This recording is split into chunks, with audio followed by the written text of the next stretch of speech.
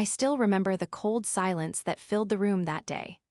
I was only 17, standing in the center of my family's cluttered living room, clutching my battered laptop like a lifeline. My dream? To become a professional singer. To pour my heart into music, to inspire others, to chase a passion that burned inside me with relentless intensity. But instead of encouragement, I was met with laughter, sneers, and outright derision. "You're wasting your time," my father scoffed, his voice dripping with contempt. "You think you're going to make it? Singing in some dive bar, dreaming about fame, it's ridiculous. You're embarrassing us all." My mother shook her head, eyes filled with disappointment.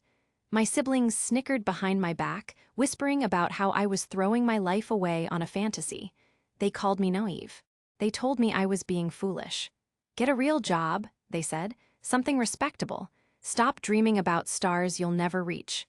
Their words cut deeper than any insult, piercing my resolve and making me question everything I believed about myself. But I couldn't turn away from that fire in my chest. I knew, somewhere deep down, that this was what I was meant to do. So I made a choice that day, one that would change everything. I would leave the suffocating comfort of my family's shadow and prove, once and for all, that I was more than their mockery and doubts. I packed my bags that night, tears blurring my vision but fire igniting my spirit. I left with nothing but a small suitcase, a heart full of hope, and a voice that refused to be silenced. I moved to the city, to the heart of the music scene, where every day was a battle against rejection, betrayal, and despair, but also one of relentless perseverance. The journey wasn't easy. I faced countless obstacles, rejection after rejection, nights sleeping in my car, gigs that paid in nothing but heartbreak. I worked tirelessly, honing my craft, singing at open mics, crawling my way up from the lowest rungs of the industry. Each setback only fueled my desire to succeed.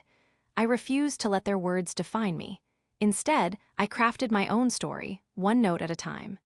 Years passed, and slowly, my name started to resonate beyond the tiny clubs and underground circuits. My music found a voice, mine, and that voice touched people. I signed a record deal, released my debut album, and suddenly I was no longer the girl my family mocked. I was a singer, a songwriter, a woman who had defied every expectation. But the greatest moment of my victory came when I decided to return home. Not out of obligation, but to show them what their doubts had almost crushed. I knew they'd be watching, waiting for me to stumble or fall apart under the weight of their skepticism. But I was different now. I had transformed pain into power, rejection into resilience. The day I stepped off the plane back into my hometown, I felt an odd mixture of nerves and calm. The streets looked the same, familiar, yet somehow distant. I knew they'd be waiting at the house, so I took a deep breath and headed straight there. As I approached the door, I saw them, my family, standing in the yard, eyes wide with disbelief. My father's jaw tightened, his face a mixture of pride and shock.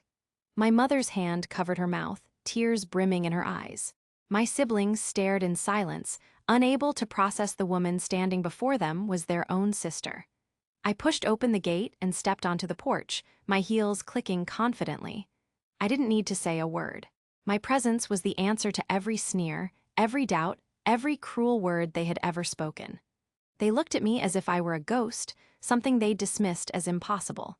And then I finally spoke, voice steady and unwavering. "I told you I'd make it," I said softly but powerfully. "I told you I'd prove everyone wrong, and I did, not just for me, but for every girl who's ever been told she's too ambitious, too foolish, too different. I did this because I refused to let your judgments define my worth." There was a stunned silence. My father's eyes searched mine, perhaps seeking to find the girl he once ridiculed. My mother's tears spilled over, and she reached out, trembling to touch my hand. My siblings looked away, then back at me, their expressions a mixture of awe and regret. In that quiet moment, I realized something profound. Their doubts, their mocking, they were only barriers I had to break through. I had fought my way out of their shadows, out of their shame, and into a life I had forged with my own determination. I looked around at the house that once felt like a cage, and I saw it differently now. It was the place where I'd grown stronger. It was the foundation of my journey. And I knew, from this point on, I would never let anyone diminish me again. As I turned to leave, my family members called after me, their voices thick with emotion. I paused for a moment, then looked back with a smile that held all the gratitude and defiance I'd ever felt. This was my victory, not just over their skepticism, but over every doubt that had tried to drown my spirit.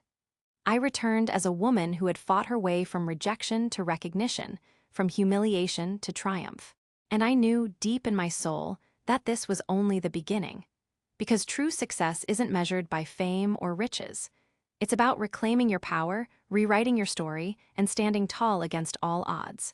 I walked away from that house for the last time, my head held high, knowing I had proven that no one can define your worth but you. And someday, they will remember the girl they once mocked, now the woman they will never forget.